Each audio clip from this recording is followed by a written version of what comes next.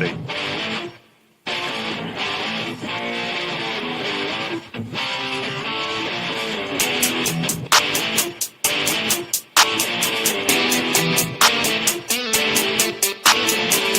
Welcome to the show.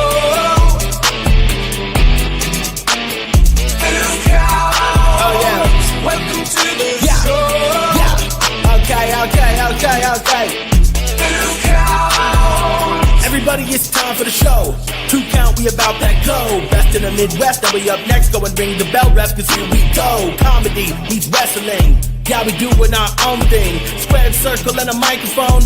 2 count on everything. Can you smell what we're cooking now? Other shows, they ain't got that style profile. And while we strut on raised with 2 fingers up, JR, Big Ace, Tommy 2, they something else.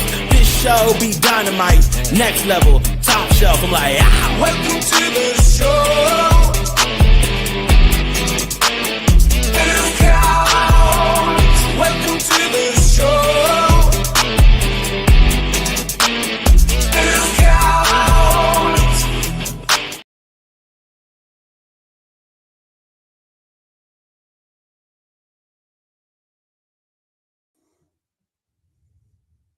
You got to unmute. What are you doing? He forget his own rule. JR, you got to unmute yourself. I know. That's so weird. It is the most ridiculous.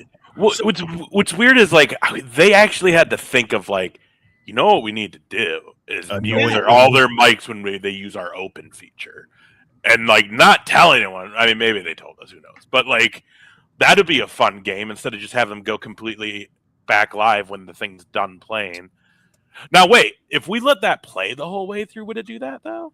Is it because we're cutting early? Yeah, well, you know what? That's a good point, but I don't want to play the extra. No, I'm just curious. Is that why though? It's a good thought. Let me before the next show, let me edit that so that it will cut off where it's supposed to, and then we'll see. Because probably, you know what? You make good sense. But the good news is that StreamYard is continually doing stuff smart. That's and making things smarter. Whitney's playing opposite. Jesus. But I believe what JR was trying to say when he was on mute was, welcome everybody to the 2 count. It's another great and glorious Tuesday here in the state of Minnesota. And more importantly, look who we have is here. Yeah, thank you, JR. Thanks for stepping on my. That's okay. Oh, geez. Shut up, JR. It is the one, the only. I don't know why he's in the bottom corner. We need to put him right up there. That's a better spot for the champ, Tim Nela. You see him wearing his sold out shirt right there. Tim, how is it being the champ, my friend? Can you hear me? Yes, sir. Yes. Man, I mean, JR had issues with being unmuted and muted. He's old on the and show dumb. every Tuesday, but whatever. Come on, guys. Look at me. Life is great right now. I've been champ now for 87 days. I don't know if that's right or not, but I'm assuming it's something like that. But either way, I mean, I had a great weekend. I hung out with Ace. I had one too many, which I needed to, because I remembered the last time I actually celebrated was the night that I became the champ. And since then, I've been on my best behavior. And every now and then when you connect with a longtime friend, or so I think he's a friend, I don't know where he stands anymore because he's switched up on me since I don't know. Ace is, we'll clear it up today. But either way, life is amazing. I feel good. I'm the champ. I look better than each and every one of you, but we all know this. I mean, there's no complaints. I actually wanted to come on the show to see Whitney, and Whitney's not here, so I don't know how long I'll actually last here today, but it's all good. Sorry that we couldn't provide you with another beautiful person to be hanging out with here. That belt looks great over your shoulder, by the way. Yeah, stop kissing ass. Thank you, though. I'm not kissing ass. It does. It looks fantastic in that background. No, because you remember the last time I was on the show, you wanted to berate me before I even said anything, so now you want to hand off compliments before. No, I know what you're doing, JR. This isn't new to me. You have, Tim, you've known me long enough to know that I don't give a shit. About what? About anything. Wow, dude. Since when? Since I don't know. Since when did I care about getting your name wrong the first night at the open mic? No. I knew it was intentional. See, at least you're It being wasn't honest finally. intentional. It happened, and then I don't give a shit about it. It's life happens, then you can't change shit that happens. So So you're basically, trying what to he's tell me. basically what he's telling you is he can't remember that far back, so it's like it never happened in his. Yeah. I mean, so here's the thing now, because you have maybe 50 some years on me. So for a person that actually can remember things, the last time I was on the show, you disrespected me during the opening. You did. Top Shelf is nodding his head because that's what happened. Mhm. And now that I'm on the show now for some apparent reason, I don't believe it. The gig is up, man. You remember everything that happened. Yeah. Sure. You took it as a slight. It wasn't a slight. It was just tiny. I didn't say, oh, here's the champ. I said, here's Tim Nela. And you took offense at that, and then it went downhill from there. I mean, have you never, Tim, forgotten to say a word? Have you never? Are you that perfection personified that you've never made a single mistake? I'm going to treat this like as a rhetorical question because you and I both know the answer to both those questions. So I'm no need for me to even answer that. But back to what we're trying to get at here, JR. It's all good. Hey, it feels good to be back on the show. Bygone be bygones. I'm in a better mood. I just had to let you know I did not forget what happened last time I was here. So thank you for actually acknowledging me in a proper way. Ever so dangerous. See, Clint Dye knows. I mean, he knows. The thing is, don't let all this fool you. I mean, I'm a very, very dangerous man. And I'm also a person that doesn't forget. And JR, yes, that is correct, because the reason why I so-called sold out, as you can see right here, is this goes back to I live in a very ungrateful city, and I'm at the point now where I'm really looking forward to starting to travel.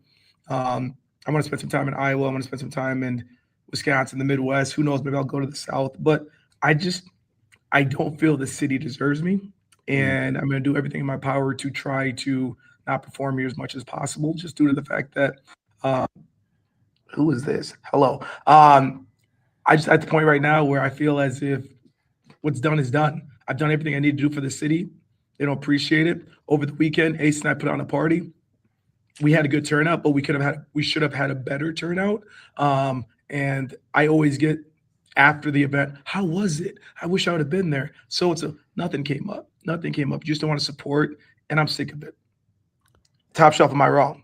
No, you're not wrong, and we all know that Rochester is basically a byproduct of the Twin Cities just failing and just, hey, look, hey, there's the Mayo Clinic down in there, everybody. Let's have the Mayo Clinic down there. And I don't know what else, but, from some of the photos and videos I saw from Ace's Instagram, it looked like it was pretty full, but there's always going to be those people like, hey, Tim, I wanted to be there, man. I really did, but nah.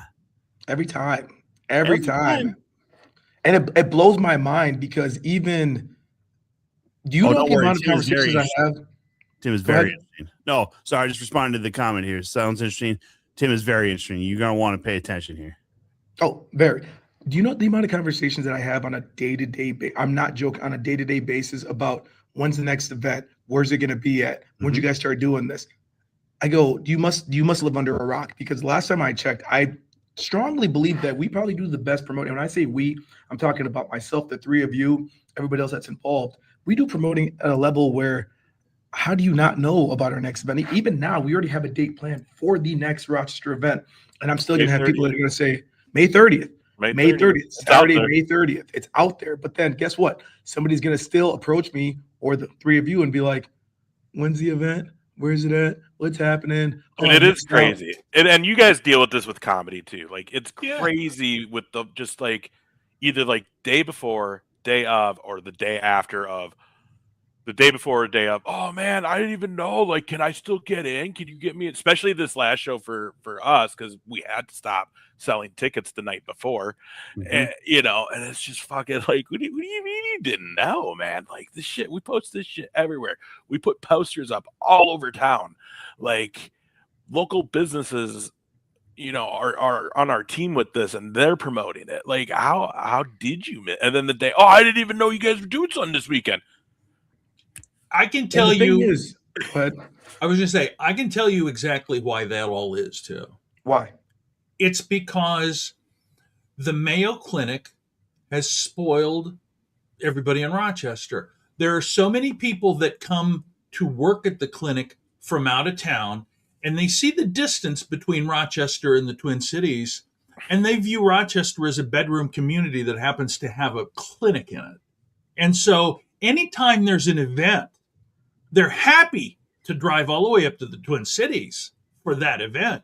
But when there's something worthwhile in Rochester, it's like, well, if it's in Rochester, it can't be anything. And that's been going on for as long as I lived in Rochester and as long as I've been doing events down in Rochester. That's the way it is, and it sucks. But that's it. That's people are they just don't have the idea that Rochester is a community on its own. And see, and that's where, and we'll segue into one of the conversations that I wanted to talk about. And I'm not trying to hijack anything here, guys. You guys just know how I am. But when Ace and I were having the conversation, this is what happens. It's you give them an opportunity to go to an event, because the way that these guys, I don't need to say their names, but the guys that operate the company that we work for, they make it cost effective. They want people to go. And you know what I mean? Like, when you think about it, the amount of talent, the amount of work that is put in for these shows, and the way that the prices are set up, I mean, you're talking $10 for a ticket, and the amount of talent that are at these shows. The thing is, you just don't know what the future holds for any of these individuals. If you have the opportunity to say, I was able to see so-and-so at the Chateau in Rochester, Minnesota, because you blink 2-3 years later, who's to say where that person's at? And then all of a sudden you get these people that just go, then they get to the event, and all of a sudden it's standing room only, because that's just what it is. And then the big complaint now is, well, we had to stand up the whole time. We couldn't even see nothing. We had to be on our feet. And I go, but when did you buy tickets? I bought tickets the day of. Why? I didn't know where to get tickets. I didn't know where to get tickets. That is an excuse that I am not willing to accept. We put a link in everything. We put a link in everything to the tickets. Everything. And even now, I invited people to watch this Twitch. They're like, you guys posted the link. I copied the link and I shared it to people. And like the amount of people that just still can't connect to find the link. And I'm just like, is it lack of effort? Or I mean, like, where's the disconnect here? Half-second timeline. The one that gets me the most, though, and I know you've dealt with this, Tim, and I'm sure you two have dealt with it with comedy too, though, is when it's people you know and you've had history with, and you will always promote their shit because you've always been on that team. Mm-hmm. And they don't do shit for you. You don't see them share one fucking post. You don't hear them ask about sponsorships. You don't see them show up. You don't there's even people that I'm like, yo, like I really want you to come check this out. Like your opinion matters. I'll give you a couple free tickets. Come, they're on me. And still the effort's not. And it's just like, that's where it's like, I don't get it. I had a conversation with somebody earlier. So I cut you off. Sorry. So why would I go to your party if you don't go to my party? You know what I mean? Like people are like, oh man, I threw a party and like nobody showed up. It's like, I've thrown 6 parties. You've been to none of my parties. So why should I go to your one party? I mean, that's just a simple way to put it, right? And you kind of look at it where the thing is, especially in Rochester, take Madhouse wrestling out of it, take wrestling out of it. We've done comedy shows. We've done plays. Like a guy like Ace, and he could tell you right now, I was in a play. He was at the play. I've done comedy shows at the comedy show. I started a football team with 2 of my friends. He was there, and he also was the announcer. You know what I mean? Like I did this a few years ago. What was it? The big water balloon fight. I was trying to appease the kids and families, and he was there. And like that day, he didn't even. That was the day where he was like, "Hey, do you need help?" And I was like, "I actually do." He stepped up and he helped out. These are the kind of things. It goes back to what JR was saying earlier. I don't forget, because these are the kind of things that are truly important to me. You know what I mean? These are the kind of things this is how I value what a friendship is. You know what I mean? And it doesn't mean that you have to. In some cases, it's not even about buying a ticket or being there. Sometimes it's just more of a situation of just like acknowledging or just making yourself available. And that's the thing too. I try to reciprocate it as well too. I try to do the same thing back. And there's just times where I just go, you know what? It all goes back to everything now. It's like I'm so-called a heel, but I really don't even believe I'm a heel because I truly believe everything I'm saying is valid. And so if my frustrations with the city and when I sell out, it has nothing to do with anything other than the fact that countless times I've done things and people haven't supported to the point now where you just kind of go, why do you continue to keep doing these things? Well, I'll tell you this, like, not to blow, smoke up Ace's ass, but the last show I ever did at Goonies when it was around, Ace was there in the audience. So he is a supportful guy. He's a good friend to have. And I drove to that shithole in the middle of Austin. Yeah, Austin. Yeah. You went to that dump? Yeah, Tom was playing, so I went down. He came out. He is your friend so hard. I know it's crazy, but that's the thing. It's hard to admit sometimes that Ace is a good friend. But shout out Emmett, Athlete of the Week, right there. Yeah, that's dope right there, man. That's a big time. Heck yeah, but and Tim, I don't need to even insult you, but even you're talking about one of the owners of the company you're working for. I mean, he only asked about where Whitney was. Basically, that's all he was doing right here. He wasn't even acknowledging you being here. I mean, what the fuck, Mouse? What the fuck? See, guys, we made it to 16 minutes before, almost 17 minutes before I swore. So, you swore before that? I did, probably. Yeah. I'm a real. You literally swore at me when my mic was muted. Oh, that's right. Yeah, you're dumb. In Mouse's defense, I asked where Whitney was as well too. So I cared about Whitney more than I cared about you guys. So it's totally fine. Beautiful people got to stick together. We get it. You already insulted all of us. So we're not dumb. I mean, there's a reason we asked her to join the cast here. Yeah. Oh, Mouse was driving. So now, okay, that's fair. No, but to your point though, too, and again, all these people who want to ride coattails or say things or oh, hey, I support. No, you didn't, man. Here's how I know that there's especially comedy wise, there's plenty of people who will just take advantage and like, oh no, like it's a community thing. So many times it's not, man. Like I have built stages for people and they're just like, hey, it's material cost, whatever. Like the agreement is get me on the stage, give me some time on that lineup, on that show. Oh yeah. We got booked out for a couple months. Like, oh, okay. All right. Well, then the next time I go to your show, I'm just going to steal the stage and fucking break it or whatever, But, Tim, it's really crazy to me that everybody in Rochester is not, honestly bowing down at your feet the moment you walk into a room anyways. I mean, and this again, not to even blow smoke up your ass, but, realistically, what you've done in a short time in wrestling is very impressive. I mean, you're clearly one of the best athletes that not only has stepped in foot in a Madhouse ring, but probably in many Midwestern rings. You look the part. There's a lot of guys who can't look the part anymore either. And again, this is coming from a fat guy, so that should tell you something. So what I'm saying, man, is you're doing all the right stuff, and that Mayhem Championship looks really good on. Is that the top shelf it's on right there? See, you caught that, my man. I did that for you right there. You see that? I appreciate you, brother. I appreciate that.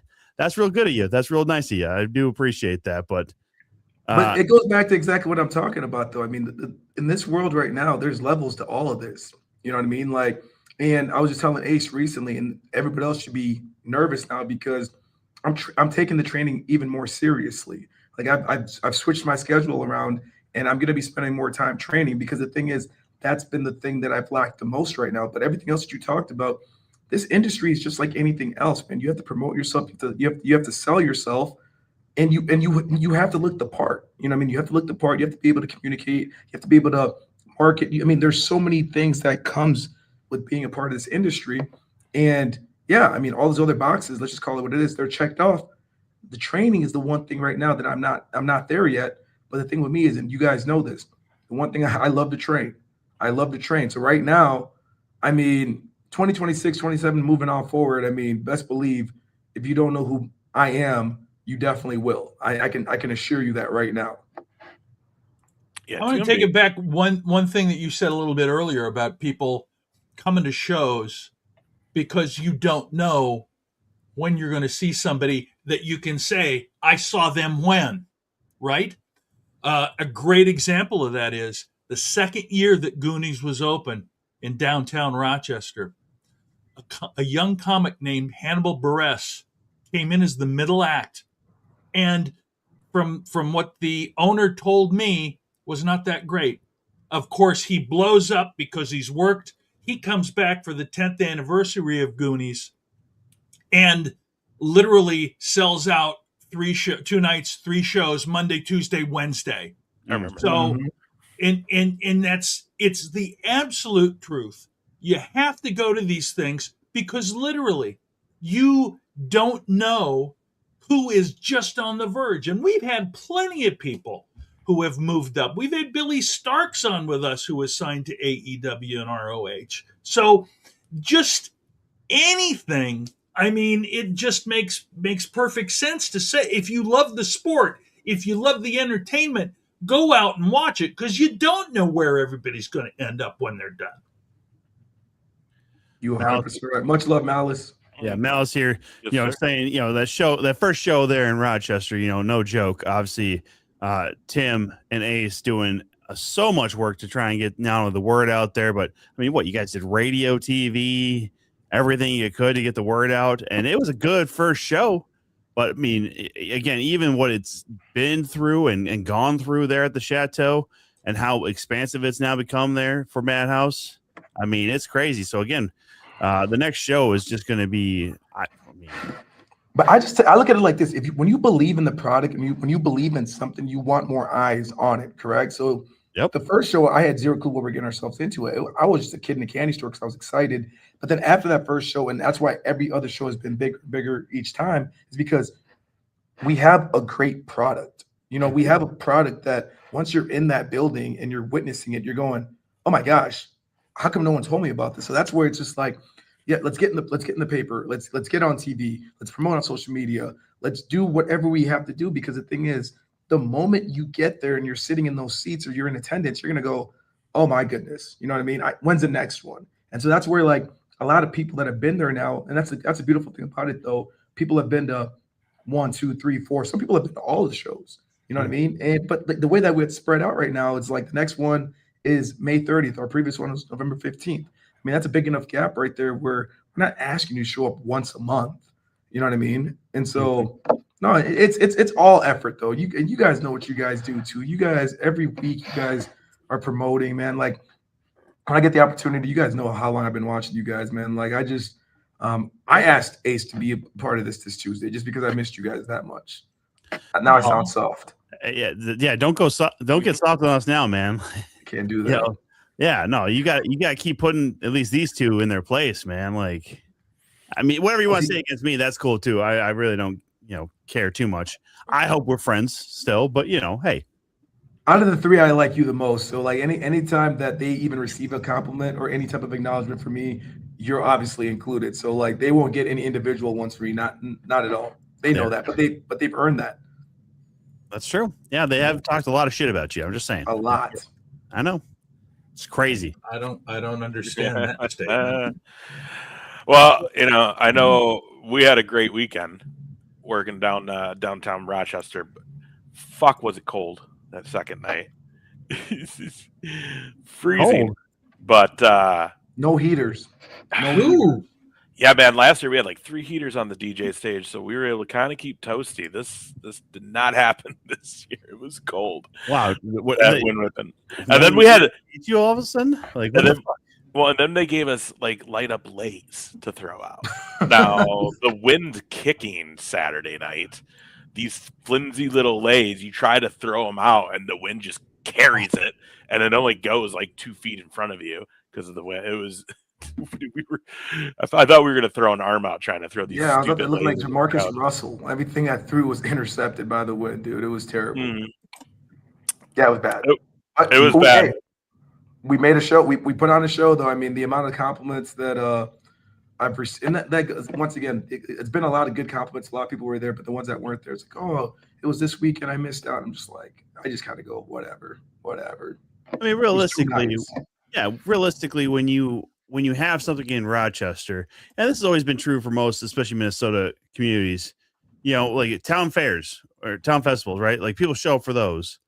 But then you have one downtown event in Rochester there, and then people were like, "Well, I wanted to come, but it was kind of cold that one night. I was available to come, and the other night I was just too tired after work." It's like, for all the excuses you make, if you just showed up, you would have had fun. You would have enjoyed yourself. You would have had a great time. You probably would have, maybe met somebody. Who knows? This is where you got to meet people right there. It's an outing like that outside. Hey, you want to get warm? I'm a good old fucking heat blanket right here. Like, hey, what's up, everybody? But what I've noticed is people will spend more time complaining about the smallest things than anything. And I picked up on that so much now just recently where everybody just finds a way to complain. Like, this is a 2-night event. It's once a year. You know what I mean? Like, if you go and you had fun, you had fun. If you had a terrible time, you just don't go back. It is what it is. But like, and I'm going to take it there. But like the amount of complaints people are having with the Super Bowl halftime show, I'm like, it's a 20-minute halftime show, and you guys are literally making this a bigger deal than what it actually needs to be. Because ultimately, the way I view things is, if you don't want to support something, you don't support it. It is what it is. Like, it's not that big of a deal. Like, you shouldn't have spent so much time and energy worried about a 20-minute halftime show. But we're all built differently, though. You know what I mean? That's just kind of where I just go, like, I didn't watch the halftime show. I didn't even finish the game. I was with my son. You know what I mean? Like, I watched the first half. It was a boring game. For me, it was boring. I thought, I'm happy the team that won. I found out the next day. It was a horrible game. Awful, right? Boring. It really was. It just, the Patriots just didn't show up. True. Jeff, I don't know. What TF is up to count? Death Dealer here is another title holder over there at Madhouse. You think he's going to turn in that Extreme Grand Prix for a shot at your Mayhem Championship? You ever think that, Tim? If he was stupid, he would. Fair point. Hey, that's an easy answer right there. I appreciate that. Death Dealer don't want no smoke, man. Get him out of here. Yeah, the game was very lackluster. There was nothing. There was really nothing great about it. It was pretty let down. Like, that's everyone's like, who do you want to win? I'm like, I don't care. Just as long as it's a decent game. I have no fucking stake in either of these teams. And then it wasn't even a decent game. I did the big board, and I was the first person. I got 4 boards, right? I had no idea what I was doing. Wake up in the morning, I won $240. I was like, okay. All right, cool. There you go. I'll take it, man. Like, I'll be honest with you. I don't know how the Seahawks kicker didn't win MVP. Yeah, no shit. Who won MVP? I don't know. Who did? Walker. Oh, the running back? Yeah. He didn't score a touchdown, though, did he? I don't think so. I don't think so. It should have either been the kicker or it should have been the defense. Yeah, just give it to all of the defense. It just tells you how boring that game if the kicker gets. So I told everybody going into it, I go, man, I don't see how the Patriots win this, man. Like, there's the whole AFC playoffs, the whole time through the playoffs, every team in the AFC had moments in every game of ineptitude. And it didn't matter. It didn't matter if it was on offensive side, defensive side, or special teams. Every single team throughout the playoffs, every game in the AFC had moments where each team looked just dog shit. And you saw it in the AFC Championship. I know it was in the snow when the final score is 10-3. True. That does not bode well going into the Super Bowl. It was like, Top Shelf, you're not wrong, because the entire time I'm going, whoever comes up the NFC is going to win the Super Bowl. I mean, yep. And you guys all know I'm a Rams fan, I'm a Rams bias, but I was saying the Rams Seahawks was the true Super Bowl. You know what I mean? Because ultimately, like, even if it had been Chicago, I mean, I looked at, like, you're 100% right. Those AFC teams, I'm going, what is going on here? I mean, especially when you don't have teams like the Chiefs in there and then the Bills, you just don't know what you're going to get out of that team. Yeah. But, yeah, no, I mean, it's the right team won, and I'm happy it's over, to be honest. Do you guys think that Denver would have been a better match than Seahawk had Bo Nix not busted his foot? Yes. Yeah, that defense is a little bit better than the Patriots. Patriots still have a good defense, but, you know, again, you see what happens with young quarterbacks. I mean, it's not like Sam Darnold is super old, but he's been around long enough and, you know, just enough game management there to get him over the top. And that's really what they come down to defense mostly. That's a ton of pressure too, though, for Drake. There's so much fucking talk about how, like, 2 years in, this fucking kid's the fucking best. He's about to bring the Pats back to glory. Like, all of this is in his head. There's no way you can escape that the week of the Super Bowl when all you're doing is media and practicing. Like, that's all you're doing that whole week. Mhm. So, like, Or you get the ghost of Tom Brady above you too. You know what I mean? right, Like, and he's fucking there, and he's in the stadium. Like, you know he's there. He was part of the pregame. Why they brought those guys on stage at Green Day, that was odd, but whatever. But it's like, dude, there's just no way he wasn't. The whole thing in the pregame was like, he's so calm, he's so cool at this young age. And it's like, well, yeah, because y'all didn't start talking about him until he made the Super Bowl. Now it's a fucking thing. Mhm. Like, now you're really. And he just, a good quarterback would have fought that defense, and he just fucking crumbled. I talked to an honest Vikings fan earlier, and I reason I say honest because he gave me an honest answer. He goes, I'm happy for Sam Darnold, but I truly believe that even if he would have stayed, the Vikings still wouldn't have won a Super Bowl. Oh, and I of said, course. no, but that's an honest person though, because the amount of people are like, they should have let him go. That could have been us in the Super Bowl. I'm like, I don't think you understand. Like, the Seahawks made moves. You know what I mean? They got rid of DK Metcalf. They got Cooper Kupp. They got Shaheed.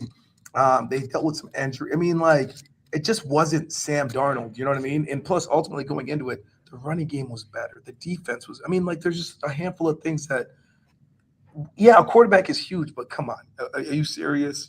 Well, but you know the Vikings' offensive line sucked, right? I mean, so it wouldn't have made any difference who was back there, in my opinion. Yeah, very inconsistent play from what was supposed to be an upgraded offensive line this year, which, I mean, yeah, injuries being what they are, true. But, honestly, yeah, Tim, the guy you talked to, yeah, even if they kept Sam Darnold, this would not have been a Super Bowl team in Minnesota. I mean, they had too many flaws. I mean, it would have been nice for guys like C.J. Ham or Harrison Smith or whatever, especially if it's their last years or whatever. But, again, like, there's too many ifs, ands, and whatever else in a game of football, especially, that you can't say, oh, well, if he would have stayed, if we would have kept him. Nah, man.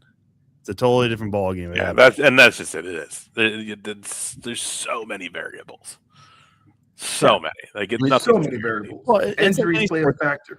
Yeah, in any sport. I mean, you got teams on paper that should be able to win World Series, NBA championships, Stanley Cups, whatever. And once they get 2 or 3 injuries, and depending on the longevity, it's like, you can't come back from that. Either you don't make the playoffs because of those injuries, so that, you have a losing streak in the middle of the season. Like, it's football's so short anyways. Other sports, maybe you can get away with some of those, but nah, man. But look, top shelf. And once again, we're here to talk wrestling. What happens if Seth Rollins doesn't get injured? True.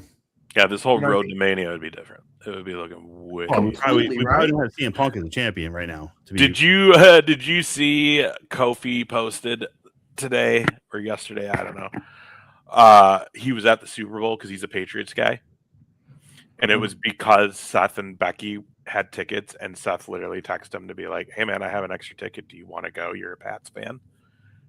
And like, he was like, "Oh, dude, no, like, you're joking." He's like, "No, for real. Like, I don't know how much. Like, no, like, it's free. They were given to us for free. You get it for free. I have an extra. Do you want to come?" So Kofi and like Seth Rollins and Becky Lynch were at the Super Bowl.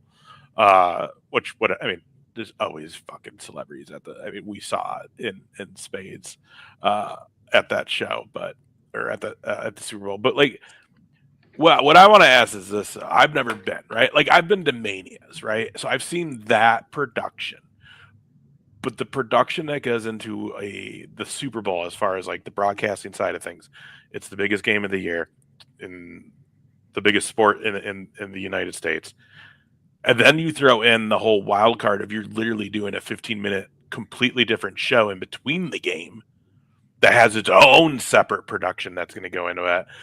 And especially with what we saw with Bad Bunny, which, by the way, like, you knew it was going to be good. Because this guy doesn't half-ass shit. I rewatched the Backlash match with Priest this last week, and I was like, holy fuck, I forgot how good he was. Because he put the fucking time and effort to perfect that to the best he could with the time he had. He wasn't going to half-ass like some of these celebrities do. Jelly Roll's another guy that it's like, hey man, good on you. You did it. Pat McAfee, you took it serious. But Bunny was good though. That shit with Priest was good. So you knew, and all the fucking talk going around everything going into this whole thing, it is what it is. People are going to watch what they want to watch. The bottom line was, if you watched it and you weren't sure, I'm sure you walked away being like, dude, this guy, like, I didn't know what the fuck he was saying, but just watching the visuals and the scene to scene, I caught the story. I got it. Like, this was literally the pride of where he comes from and then his life. Also kind of cool that couple actually got married. Yeah. Like that was a real wedding, they said, right? Yeah, like they had invited him to their wedding. Like how some people will do that. And he responded back and was like, no.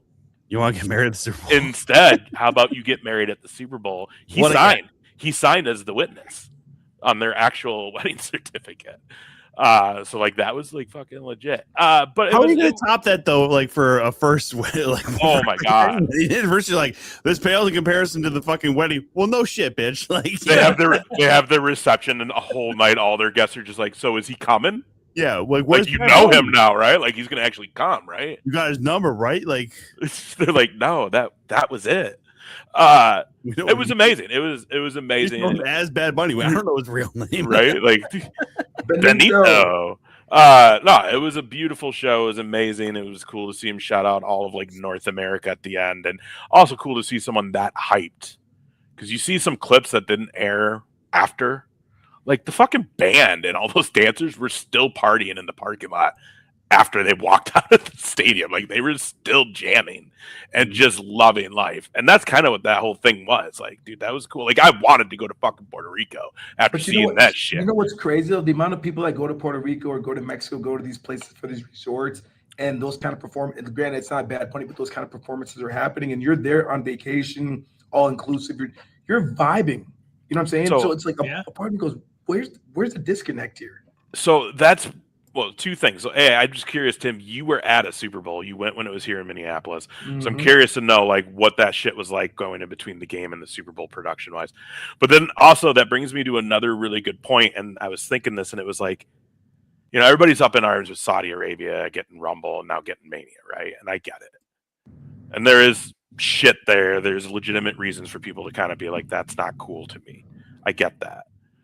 But if they did Mania at a place like fucking Puerto Rico where it's like,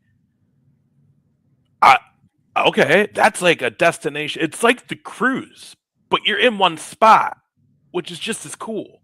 And then also for like people who may not be super WWE, but they want to go to Mania, but then they want to see all the other shit, as long as they all come over there and do that too, which I'm sure they'd be able to pull it off with all the resorts. You're now on vacation. You get to go check out GCW. And now you get to go check out Effie's Brunch. You get to go check out MLW. And then Saturday, Sunday, if you want, you go to Maine. Like, you don't have to do all but you don't have to do any of that. You can literally go to one night of Mania and be like, I'm going to sit on the fucking beach all week. But that's the thing, though. Like, you have house shows for the people that aren't able to afford the Raws and SmackDowns. Then you have the Raws and SmackDowns for the people that are able to go to those because it's in their city. But then, like, when you talk about the PLEs, and when you talk about things like SummerSlam and Mania, especially like a Mania, for example, you're now catering to just not only pro wrestling fans. You know what I mean? Like you want sports entertainment. You want the big draw. Very similar, like the Super Bowl. When I went to the Super Bowl, the exact same thing. Granted, it's in Minnesota. It was cold. It was February. But still, the amount of celebrities that I had seen at that Super Bowl, and like, majority of the time, the people that are there aren't even really fans of the teams that are playing. You know what I'm saying? And that's kind of the same concept when you talk about like a WrestleMania. So it's like when you go to these places, you're looking at it right now going like, hey, man, like, yeah, I mean, we just want to draw. We just want to get people. We want to get butts and seats. And ultimately, when it comes down to it, it's just like that's where I think people forget that it's bigger than just the event. You know what I mean? Later, Clint. Go, Emmett. Later, Clint. Everybody vote. I put the link in the chat. Everybody click on that Facebook link. Vote for Emmett Dye. out there, both on YouTube and on Twitch. Yeah, I love that guy, Clint Dye. It is one of those things that, yeah, the spectacle behind all this stuff. I mean, even the post game production with the stage that they have and everything like that. Yeah. Like, dude, I literally said that to my friends that were here on Sunday. I was like, Jesus Christ, look how quick they put that stage together for the fucking trophy ceremony. Like, it's amazing. Well, and that's the whole thing too. Like, you know, I'm sure NFL productions and stuff like that, they're taking down Bad Bunny's stage as they're putting that probably together to just get it rolled out. Like, there's a lot of things like that's why you can't have some of these Super Bowls in older stadiums anymore because of the fact of like the infrastructure. Yeah, we just don't have this gate area. We can get a big stage out there quickly and put together, you know, like. And you probably got some guys who are pretty young, just be like, I'll run underneath there and just latch all these fucking clamps together. Yeah, my knees are fucking fine still. Yeah, it's like, okay, motherfuckers, you do your thing. Yeah, because like they're going back to SoFi next year. Go ahead. Yeah, they are going back to SoFi. We'll see who gets that Super Bowl halftime show. It might finally be Taylor. Did you guys see, by the way, like not to change subjects here, but did you just see so the winning team, each player gets like $178,000 as like a bonus or whatever. Yeah, but then you're spending 7 days in California. Took like 70 grand from them.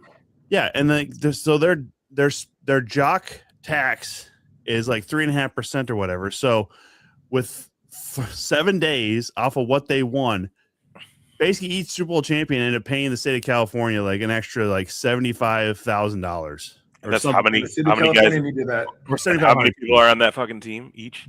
Like, yeah. Like that's every player, that's every equipment manager, that's all that sort of extra. I mean, dude, and they're just licking fucking fingers right now too because they just had it 2 years ago. They had it this year. Now they get it again next year. They're just like, ooh, yeah, money, motherfuckers. This is the NFL's like charity case for California. Oh my god, money, I guess. Insane, dude.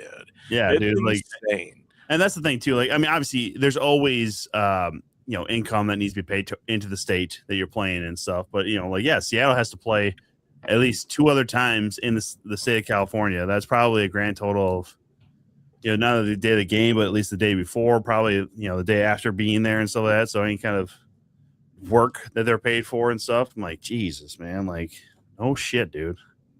No wonder a Sports Center bailed on fucking LA. They bailed on their studio in LA because they're like, yeah, no jock wants to come here and do interviews live because no one wants to fucking pay to technically work. Hell no. Hell. Like all the Division III athletes I ever knew, like, oh, so you're just willing to just pay to play sports still? Okay, that's cool. Right.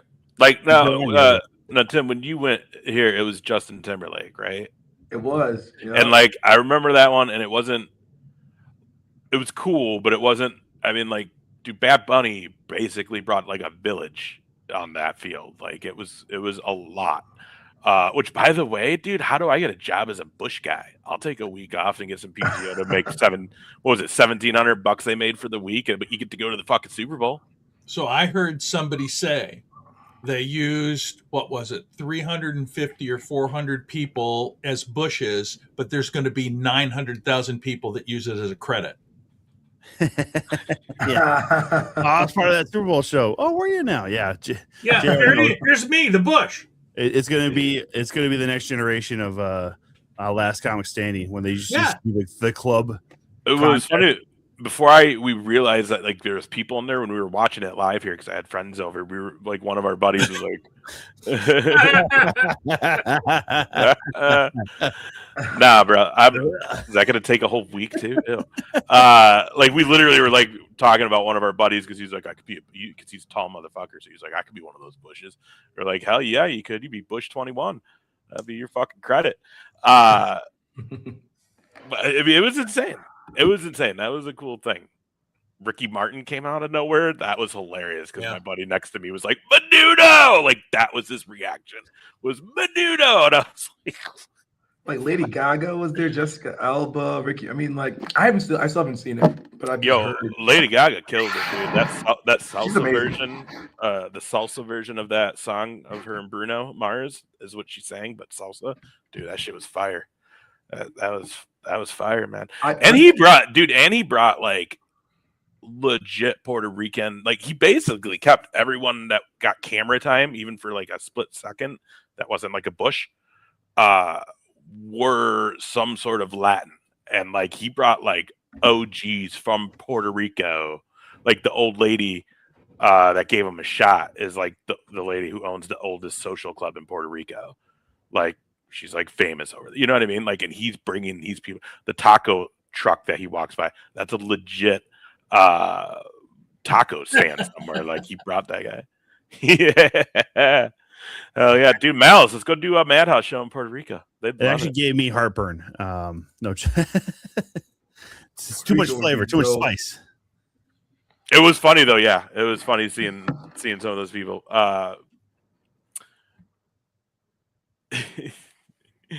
Did anyone watch the Kid Rock one? I'm just curious. I didn't. I'll be honest with you. I did because I wanted to see what it looked like. I watched it after the fact, but of course it was taped previously, and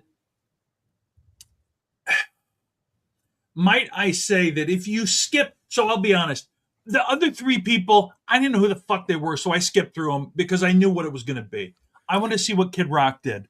And he starts with his probably most famous song, Ba Wada Ba, and which, by the way, I didn't understand that either. That's not English, but anyway. Genius lyrics right there. Ba Wada Ba, the bang to bang boogie. Up drop the boogie. Diggy boogie. Yeah. Anyway, point being, and then it's so funny that people are like, "Hey man, for you right there, brother." Okay, it is hilarious that was the alternative because people were pissed that guy don't speak English. Yeah. So let's get the guy who speaks gibberish. But here's the point. Other than that, which is a point in and of itself, he was lip syncing or trying to sing. I couldn't tell which. And the thing is that it looked like was just throwing in a word here or there because he'd pull the mic away from his mouth and the song would keep going. So let me ask you this, since you watched it. He came out, I guess, today and said that he didn't lip sync, but because it was taped, he was trying to say that the audio didn't line up with the playback when they put it out. Well, I'll be honest. He says that he didn't lip sync. I don't give a fuck if he lip sync or not. If that's the truth, that was the worst fucking thing I've ever seen. If literally they recorded it and couldn't get it to sync up, what the fuck does that say about him? Right? I thought that too. Dog shit. I thought that.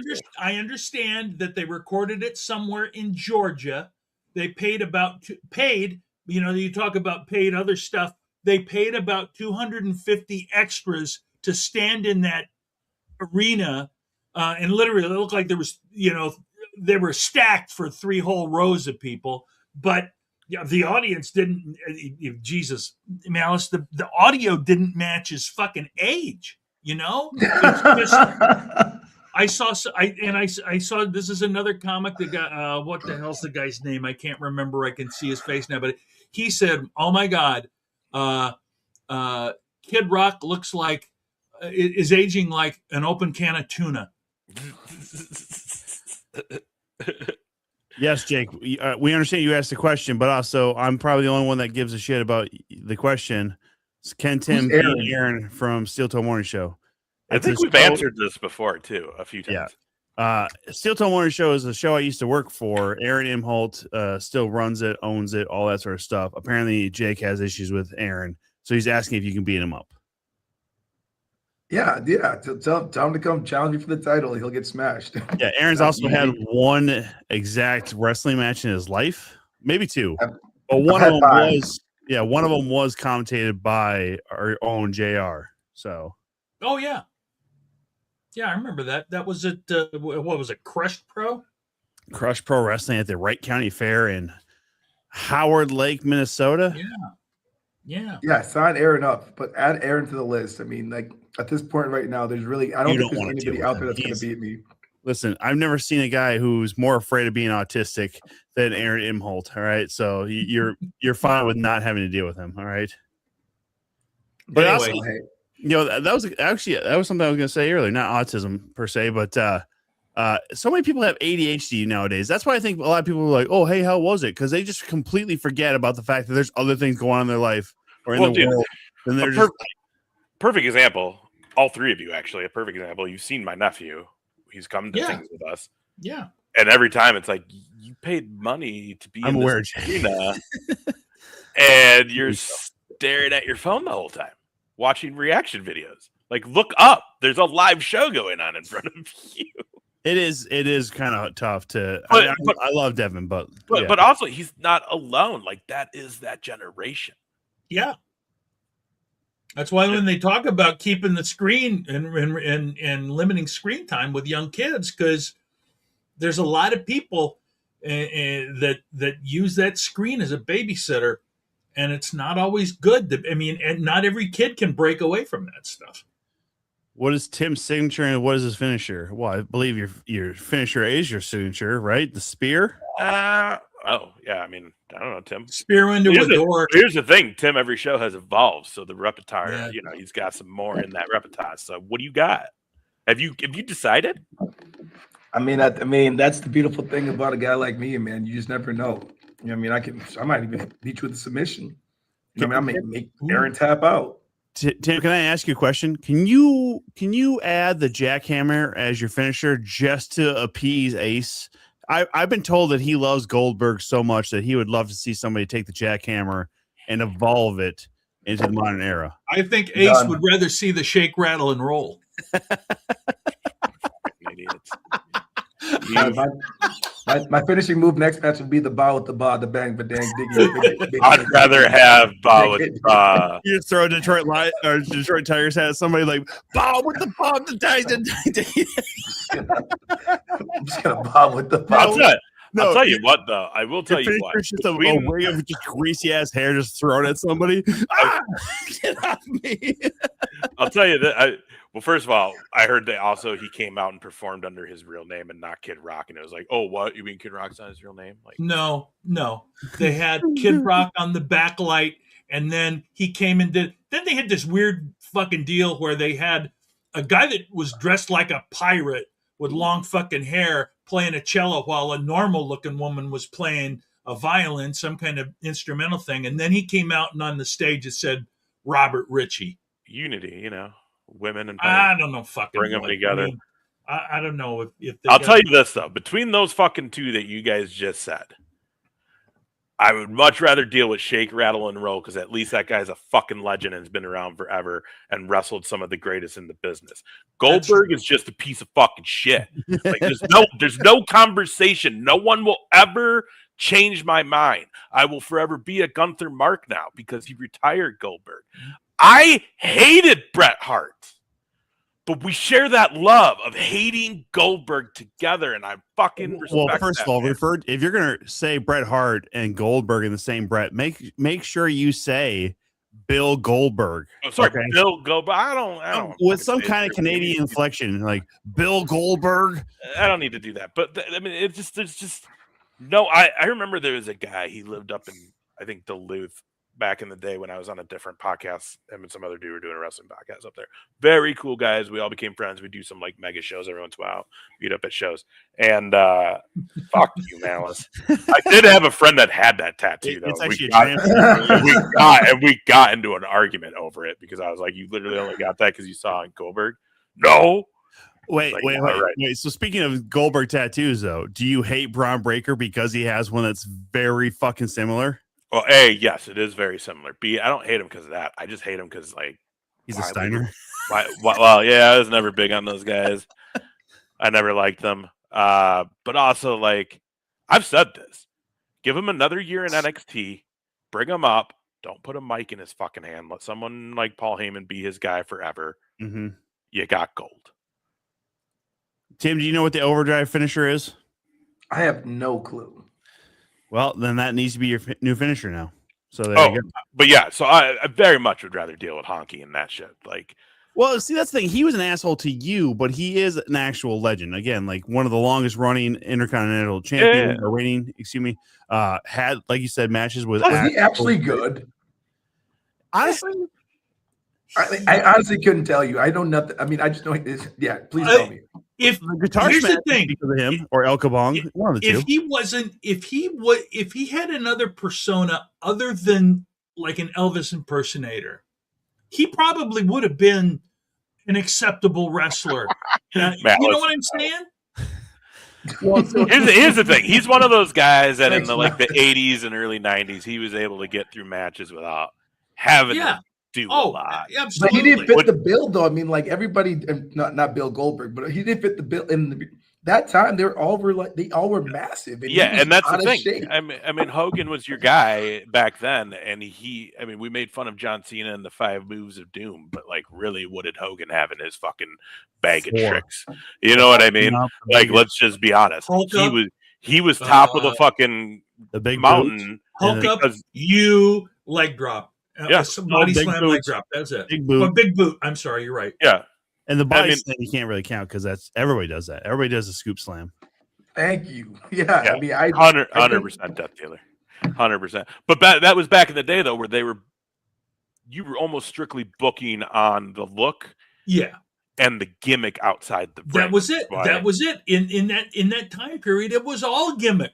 Because you had to sell it on TV. Like, but he was fat Elvis. That was what it was. He was fat Elvis. He wasn't supposed to be in shape Elvis. But here's the deal, though. He was the perfect heel. Because he'd come out and fucking, yeah, baby, we're going to sing my song. And he'd always have Jimmy Hart with him on the megaphone. But how did Hacksaw Jim Duggan and Bob Backlund last as well? Like, I'm just saying, man. Okay, I'm gonna tell you right now. I don't know how Backlund made it into the 90s on TV because that's fucking insane. Dude. I don't know what the fuck Vince McMahon had in his head that he's like, you know who'd be good against Shawn Michaels? The Heartbreak Kid? Backlund, bro. Bob Backlund. While he's running for some sort of office. What was the finishing move? The crosswing chick? What was it? The crossface chicken wing. Yeah, like dude, no. Here's the deal. A modified sleeper hold. I mean, honestly, like before you two ever came to Waterloo for the Hall of Fame, when I was there one year, they used my setup to do one of the podcasts, and it was fucking Sheik and Backlund. Oh God, was the weird and like Sheik was like 20 minutes late, and Backlund was just fucking like, come on. Because he's like on a schedule. Like his day is scheduled out. He has to work out at a certain time to the point that he went to the back of the room, and you guys know those rooms in the convention area. It was like doing like fucking calisthenic workout, like doing shit. And then like finally Sheik shows up. We finally get like 15 minutes in. At this point, Sheik's in a scooter, and he's just he just goes on these fucking rants. So like someone finally asked Backlund a question, like the third or fourth question. He answered it, but then just went straight into a fucking promo that he was able to work in his walkout. Like he literally just cut a 5-minute promo after answering this question and then just walked out the back of the fucking room because he was done. He's like, this shit should have been started at fucking 45 minutes ago. Like he was just done, but super nice guy. But it was the craziest thing ever because it was just like, did he just fucking leave? Third longest title reign, doesn't he? Third or fourth? Yeah. I think all time. Yeah, I think it's no, because technically there's Bruno, then there's Roman Reigns, then there's Hulk Hogan. Bob Backlund is now the fourth longest single reign.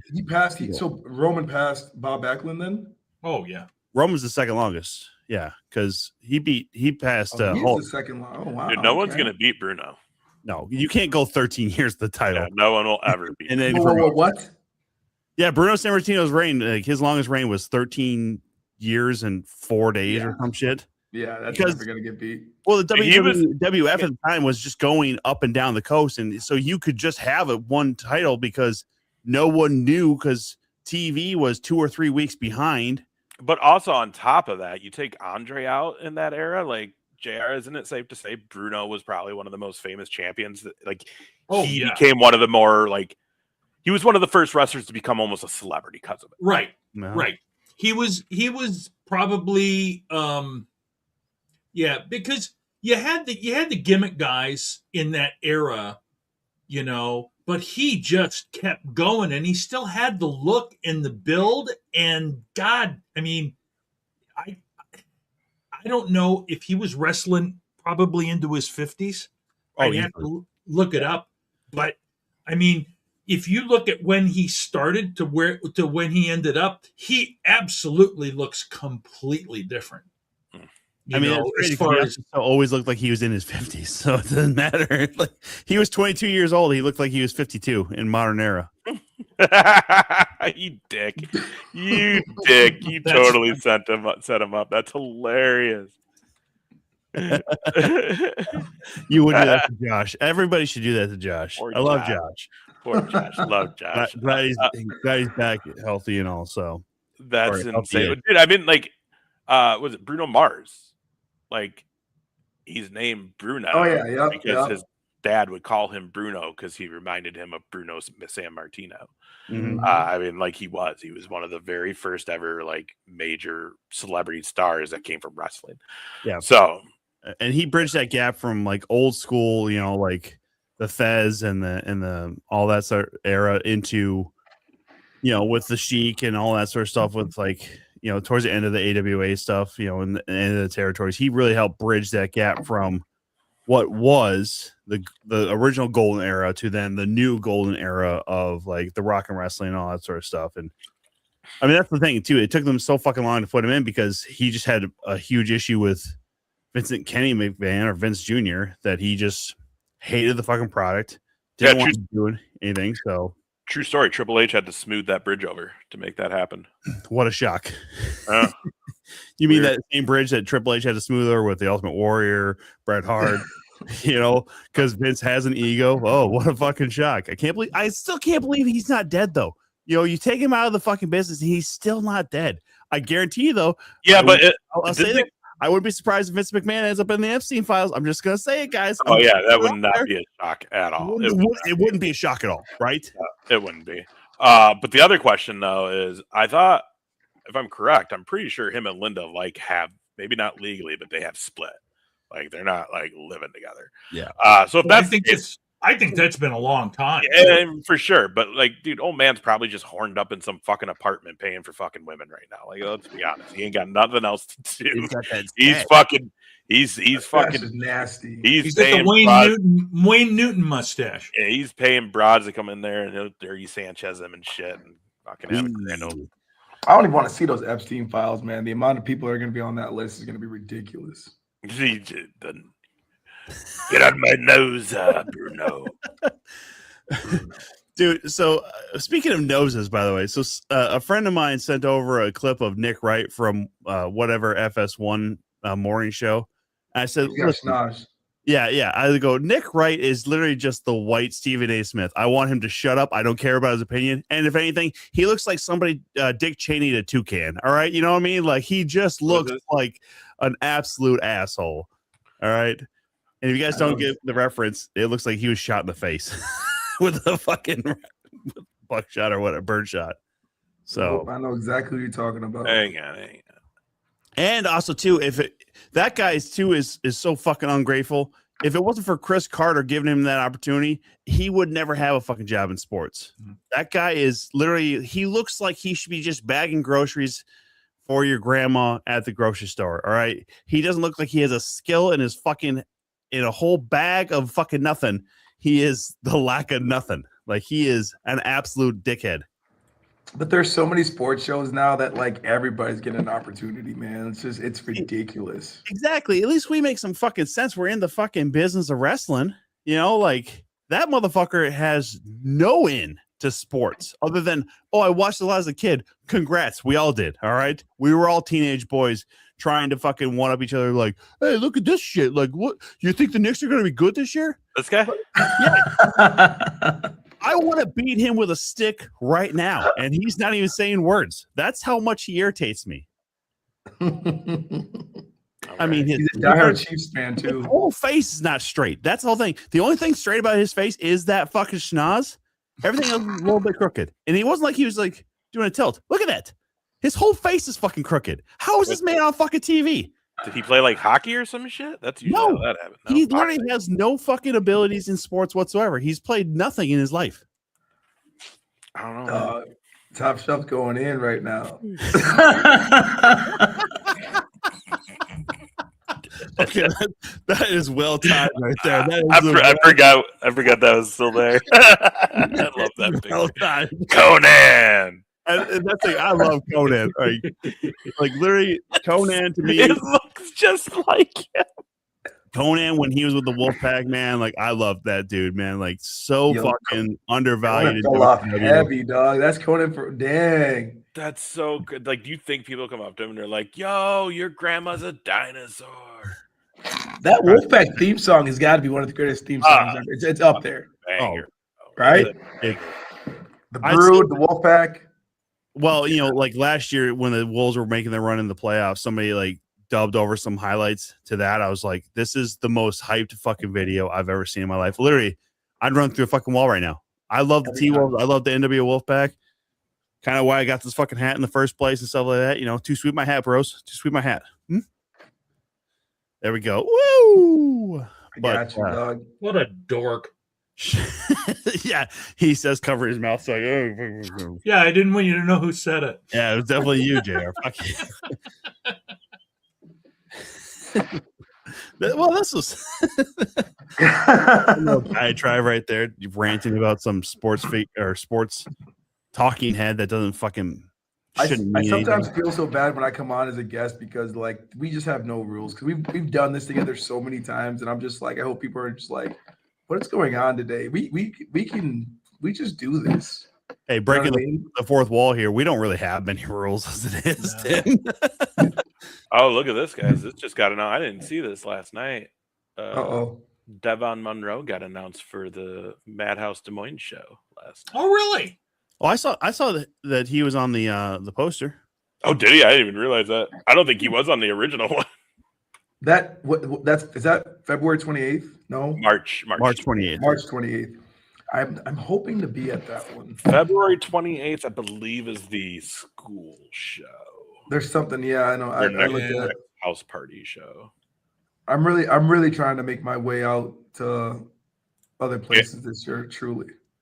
Well, you got to make Des Moines, man. Big Mamas, whatever the hell that is. That's to be a crazy night, dude. Just some of the best wrestling's going on in Iowa that night because you got APW, you got Madhouse, and then you got fucking AEW on the other side of the state.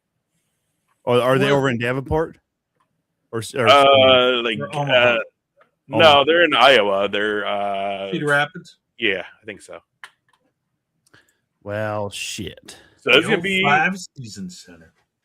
It's gonna be a crazy day of wrestling in Iowa. No one in Iowa will have their excuse that day to not see a great show. Unless it snows, because Iowa can't do shit with snow. Just saying. God, I feel like no one can this year, though. I feel like even up here, Oh, it's not dude, yeah. MnDOT has just gone. If you guys want to hear another fucking rant, Jesus Christ, don't get me started on MnDOT, man. My God, what a worthless organization when it comes to snow removal or fucking even repairing highways. Dog shit. Straight up dog shit. You guys know, Tim and Ace, you guys have driven up and down 52 so many damn times. How dog shit is that every other year? They got to fucking patch it every other fucking year. They shut down a whole lane each way, and it's still just absolute fucking dog shit. Tom, you know how you could make $1 million? Is by copyright dog shit? You're right. No. I mean, you can do that. But if you came up with some type of material to pave the highway so that it would not have to be done every other year. Well, I mean, there's material. It's called concrete, and they finally using it on 52. See, this is where you're wrong. You don't understand the climate in this area, because when it gets cold, when water melts, and then it cold and freezing, then that's how the holes, and that's how all of that works.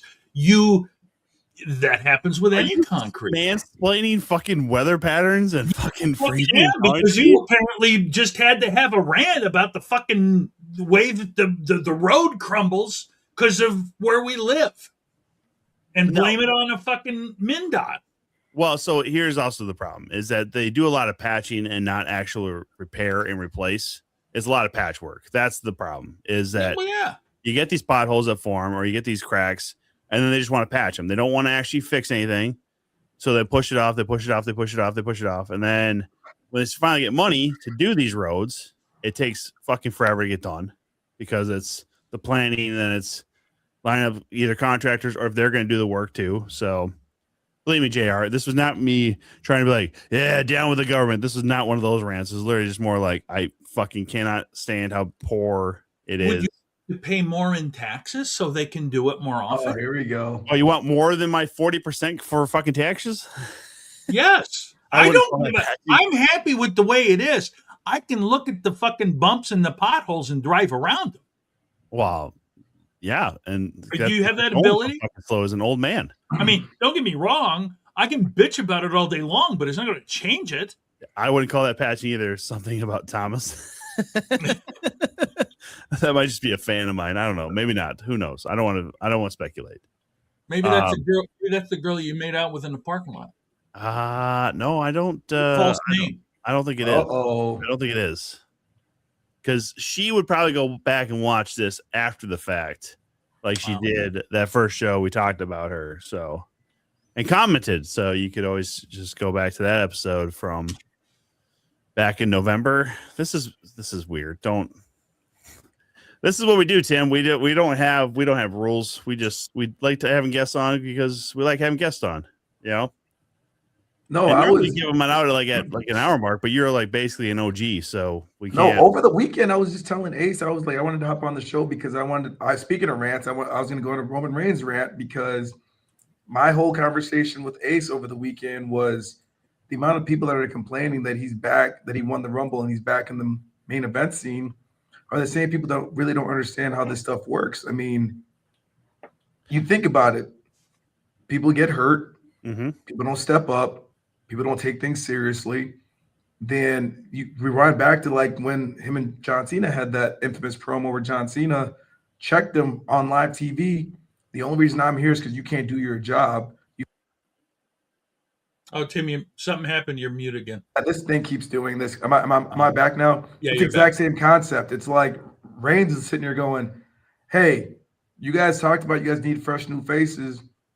And I lost to Bronson Reed. You know what I mean? Like I'm doing these things to put this talent over because this is what people want.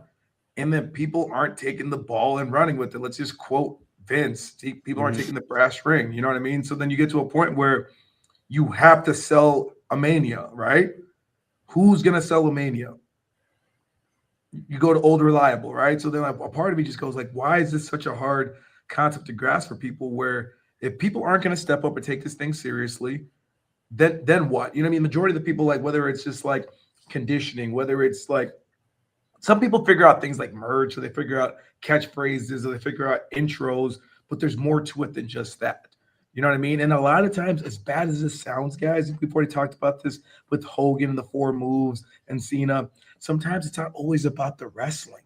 You know what I mean? It's unfortunately, that's just what it is, especially now in the world we live in. You go to their social media page, that promo that Reigns and CM Punk cut is the most viewed thing on that page. Anything that's Roman Reigns related gets millions of views. And then you get other people that now, yes, what Javon Evans did last night was remarkable. And I feel like the way that kid is going right now, and there's been talent like Styles and Finn, and there's other people that they captivated an audience through wrestling. But I just feel like now it's so much harder to do that than it was back in the day. But there's still opportunities to do that. But then just because you got the wrestling aspect of it down, you have to figure out the other aspects of the business as well too. And that's why it's like you look at Reigns, he's just like, hey man, I know the formula. I know what works. And then even now people are complaining like, oh, his schedule, he's part-time. Yeah, but March 2nd, I believe the next time he's gonna be on Raw. I can assure you people are gonna tune in. Well, and I was gonna say comparatively, it's the same kind of thing like with an MJF. You know, and when MJF was saying, I'm gonna beat you with a headlock, right? And then, you know, and then he does, and it's like it doesn't have to be all the flippy dippy stuff if you have all the other elements.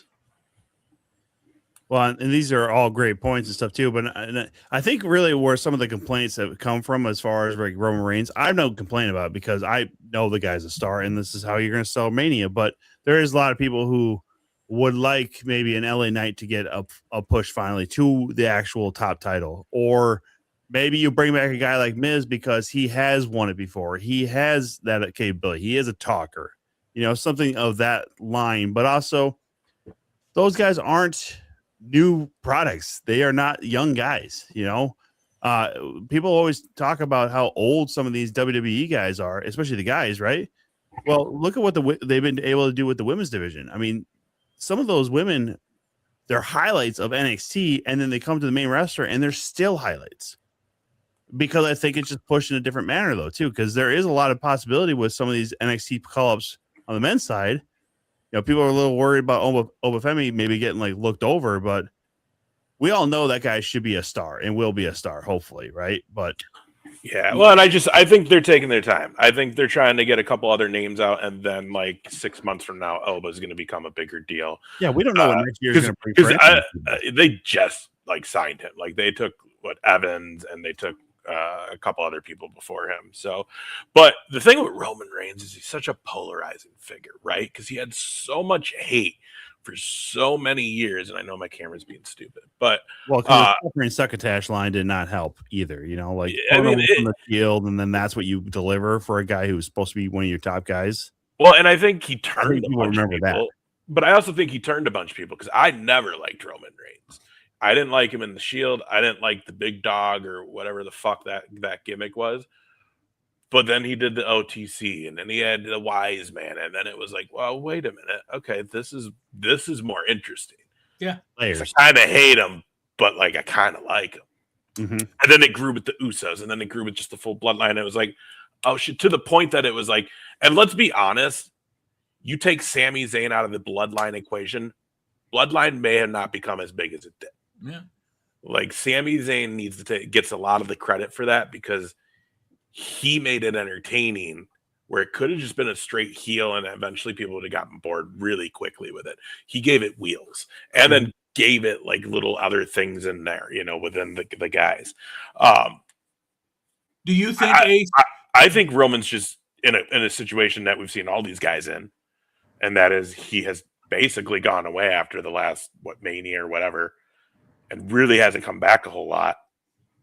And he's turned it into that guy. When Rock came back, when Cena came back, there was a lot of people who were I don't want you back.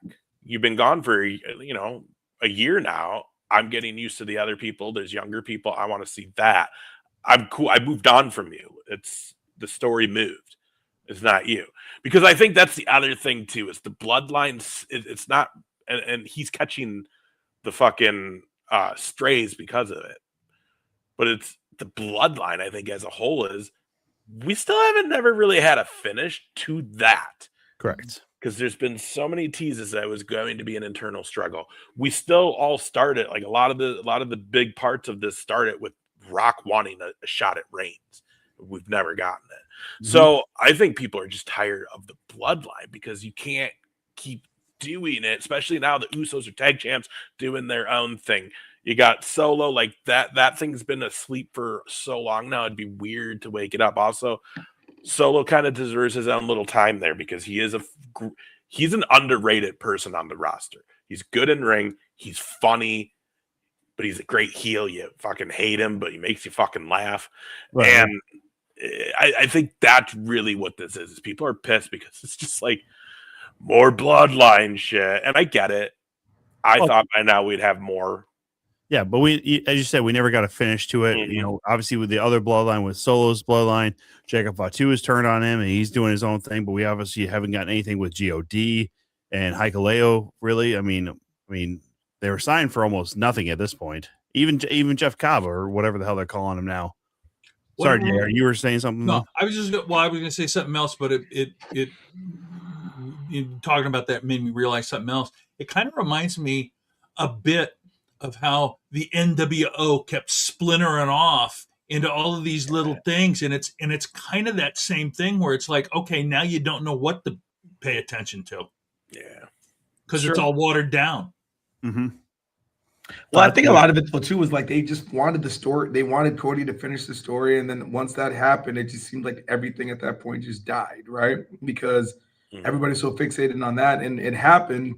But it seemed like there really wasn't a plan after the story was finished, unfortunately. And that's kind of what's happened on the last couple of years because the whole yeah, hence my shirt right now, but the whole rock and I want your soul thing, and that didn't grow any legs. And then all of a sudden you turn Cena heel, that didn't grow any, you know what I mean? But yeah, Ace, you're right. Sammy being a part of the bloodline, gold, perfect. But like, I just love the fact that you had this one man who allowed so many other legs to grow. You know what I mean? Like, Sammy became super relevant. The Usos became a big thing, and Solo, the list goes on. Paul Heyman had a resurgence. Like, I mean, Paul Heyman's always that guy. I get it, but like, it seemed like he just went to a different level because it seemed like he was just having a lot more fun. I mean, like, and I watched that old Goodfellas promo that they cut during that one WrestleMania, and I mean, they had a great thing going. And then, yeah, as of late, I just felt like I still watch. I'm a fan, but like, there just really isn't a direction or anything that's happening. And unfortunately, you get to a point where these NXT guys, I think, are clutch. But if you're asking me right now, I'm like, I like Javon. I just don't think I think it's going to take time with him because he's just young and he's going to have to like look the part. I'm sorry. I hate saying that, but I just think so. But like, here's a guy like Ricky Saints and Ethan Page. I think you put those guys up there today. You know what I mean? Like, I think Ethan Page, Yeah. Granted, he's 36, 37, I believe, maybe. I think, don't quote me, but I feel like that guy is, you put him on the main roster, I feel like he can take it and run. Trick Williams right now, I love Trick Williams. You know what I mean? Like, he's got the catchy song. They got to figure out a way to get Booker T out there on SmackDown because the ad-libs are definitely needed. But like, let's go back to the women. But the women have so much talent. But I feel like in the men's division, you got to find that next it guy. Mm-hmm. And right now, I feel like you take Reigns out of it, and CM Punk's on the older side, Orton's on the older side, Cody's on the older side. It's like there is a couple of those it guys, but like, who actually is going to be the person that's going to be able to run and take the company to the next level? Is it Braun Breaker? You said it best, Ace. I mean, maybe. Well, so you know what I think we're going to see, because we got Reigns and Punk. I think we're going to see Braun get in that match. Probably. And if they're smart, they're gonna milk the fucking hooded man till Mania, till that match. The reveal will happen when he costs Braun in that match, and then I mean, maybe they do it at Chamber because maybe they're trying to have whoever's under that mask be a match. But that would work if it's Logan Paul or Jake Paul, because then you can have that match at Mania. I still think wait and have it at Mania, and then you have something to go with after Mania. Yeah. But then also, it was Grayson Waller last night, wasn't it? I mean, did anybody watch it? I didn't. I saw pictures. I don't know. But the other thing too, the rumor or the hope originally was that Rollins would be back by Mania. So maybe this is all just to get to Mania, where then he takes the mask off. He's the fucking guy at Mania. I don't know. And that what they're probably doing right now is milking it, because they're also like, hey, man, you coming? Are you going to make it? What's Doc say? Is it yay, nay? How we doing? So I don't know. I think, if it's Logan Paul, or again, there's been rumors it could be Jake Paul, because he's teased coming to WWE, and again, after getting his ass whooped, I don't think he's boxing anymore. Vicious Victor Payne. So if it's those guys, maybe at Chamber we'll get that reveal, and then we'll get that match. But otherwise, if this could just really be a way of like, we think Reigns is going to be back for Mania, so we're going to do this. Rollins. Rollins, and then he'll fucking make that epic reveal. Who wins the match? Who knows? Don't know. Because the other thing too is at the end of the War Games, they teased Reigns and Cody. Mm-hmm.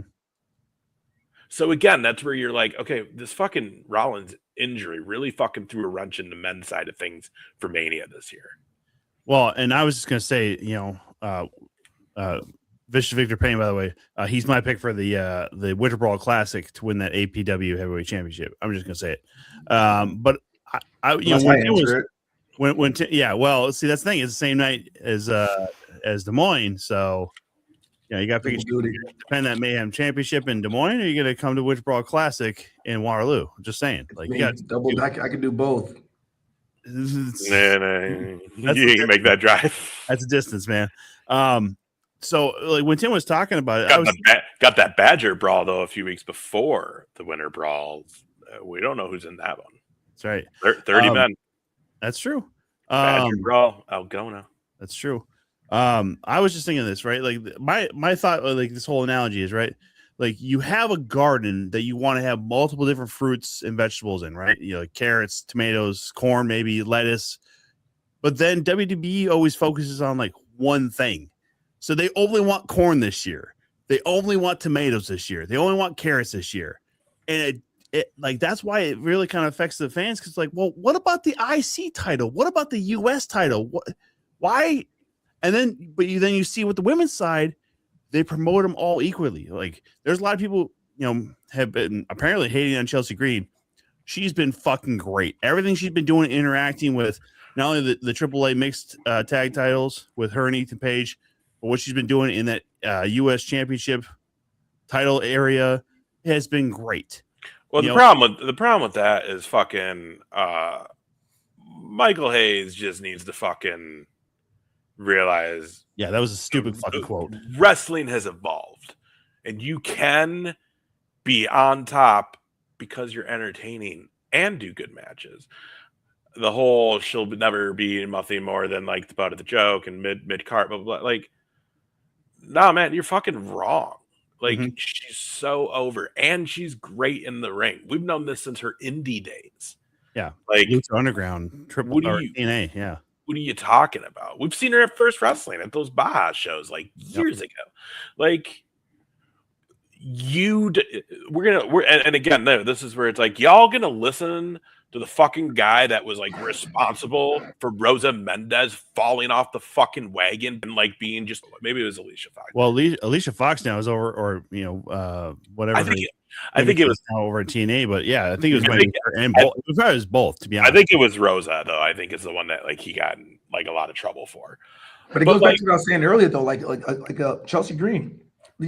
She can wrestle. We know she can wrestle, but she figured out that the best way for her to get over is through being entertaining, and it works. Oh, she's so like we know she can wrestle, but like, are people really gonna fall? Is she gonna be over because of her wrestling in the world we live in now? Who knows? You know what I mean? But what she's doing now, I think she's remarkable. I'm a big fan. Yeah, but and the thing is, the women's division is great. Like that road to WrestleMania right now for the women's side of things is interesting.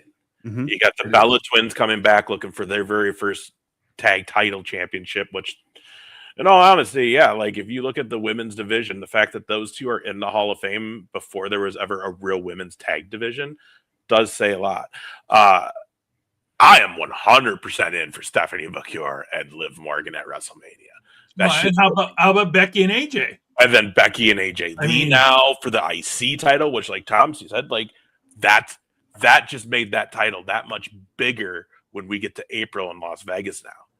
And Becky has done such a great job as this fucking just fucking jaded fucking champion who just thinks everyone's out to get her back there. 100%. It's been so good. Like I'm the best in the locker room. It's just not me saying it. Other people say it too. Rolling Stone said it. Like, yeah, so good. And it's just that match with her and AJ, that long-term story has been great. Like that fact that I'd like to see more of AJ after Mania and some other feuds though. We all want that because she is a legend and she deserves a lot of those great matchups that she just, her time away kind of prevented her from getting all that. But this is again what I'm saying with that analogy as far as like the garden, right? Like, so everything in the women's division is a full garden. Like you have tomatoes, you have carrots, you have all that stuff going on. You have everything that's balanced that you want it to be balanced. And then you even look at NXT and they have so many women that they could call up, but they're like, oh, well, we got to keep some of them down there because, man, they're fucking talented down there. But you look at like the men's side right now, it's just like, yeah, but we really like carrots and we really want you all to like carrots. So here's carrots.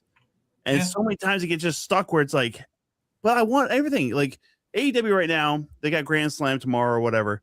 They got Andre El Ilo versus Hangman for a shot at the title. They still have MJF as their main title. Swerve Strickland is still right there in that kind of mix. Kenny Omega, all that sort. I mean, it's so crazy when you have something that's kind of, well, there's all these other titles, cool, but it feels so more balanced in other promotions. But when you talk about WWE's men's side, I'm like, I feel like they just want you to want what they want you to want. They don't care sometimes what you all want, and we saw that even going back to like Daniel Bryan or Bryan Danielson back, or excuse me, Daniel Bryan back in the day, where it's just, you know, the yes movement was way over, and they just kind of like, but yeah, you know, fuck you, you know. Yeah, and that's the other thing too, though, is this is the only two people who really know how like the dealings with this, because they're at that level, is WWE and AEW. But also it's not easy when there's that much money at stake. When Oh, you have that many fucking sponsors, you have the own, you know, whatever the company that owns you, you then have the fucking broadcasting or streaming companies that own your rights now. They're all going to want their fucking opinions to matter too. And again, companies like AEW and WWE, they catch a lot of shit for it, but it's like, y'all, this isn't like what you see when you go to the show at the VFW in your hometown. Like, millions of people are watching these shows each, and the people who are putting the money on to pack these things, they want to say, because they want their products to shine, and they think they know what that is, and they're going to work, you know, with the companies to do it. And in that case, yeah, it's a person like Daniel Bryan who don't look like he should be a champion. Like, let's be honest, at that time, unless you were an indie guy when he was getting that beginning of that rub, you didn't know how good he was, especially because when he came out through the Nexus show, and then when they did the fucking takeover, and then he got fucking fired right away for choking Justin Roberts with his necktie, and then brought back 2 weeks later to be against Nexus. Is like, yeah. Like, you know, there was so much shit that it took a while before you saw him for real in WWE as far as ring quality and what he could do. But like, yeah, the people who don't know wrestling and they just turn it on to watch, and we always talk about this, the casual fan, and that's who they're fucking advertising to, because they're trying to catch them. Look, I've heard JR say this so many times, and I'm going to say it because I know he wants to say it right now. JR, they don't make this for us. It's just what it is now. It's like they just don't make it for us anymore, and it's been like that now for quite some time. And yeah, when you got people like the likes of Disney and ESPN and all these things, they want notable, recognizable names. They want the names that the kids are talking about, that the women are talking about, that the families are talking about. Am I going to want to sell a ticket to one 45, 35-year-old male, or am I going to want to sell a ticket to a family of 4, a family of 6? What's the simple math here? You know what I mean? 6 beats 1 any day of the week. It's just, it is what it is, you know? So it's like there's aspects of it sometimes where it's just like, I don't know. I mean, like, fortunate enough, I mean, there's other promotions like 100% top shelf. You're so right. AEW, my goodness, the amount of talent there. If you're like a true wrestling fan, like, I don't know why people hate that product. I love AEW. I do. Mm-hmm. You know what I mean? And I know a lot of people, like, they just bash on it. I'm like, well, what do you want? You know what I mean? Like, if you want wrestling, that's where the best wrestle. That's what they say. That's their tagline, right? I mean, I don't know. What do I know? Well, and then, you know, TNA now being an option on AMC and stuff like that too, like, and being at least more available to people too.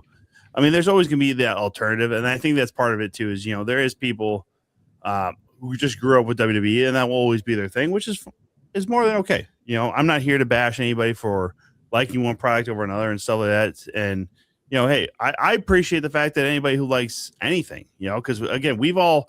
You know, Tim, obviously you're holding a championship of an independent promotion right now. You know, Ace has worked in 5 different promotions in Iowa, you know, like it's just part of how this all goes. We understand like that level, but we understand there's a lot of people who won't go to these shows because, well, is Chris Jericho not going to be there? Is Seth Rollins not going to be there? Like, I don't care. It's not WWE. I don't want to fucking see it. It's like, okay, cool.